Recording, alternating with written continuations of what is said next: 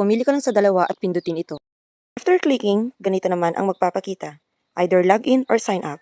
Login kapag may account ka na at sign up naman kapag bago ka pa lang at gusto mong sumali. Pindutin natin ang sign up at makikita natin ang mobile number, create password, captcha at invitation code ng nag-invite sa'yo.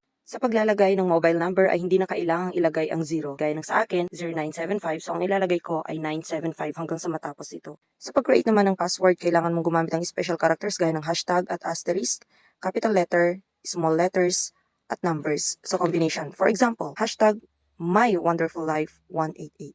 Next is copying what is in the captcha. So gaya niyan, at yung invitation code ay automatic na yan kapag pinindot mo yung link sa message.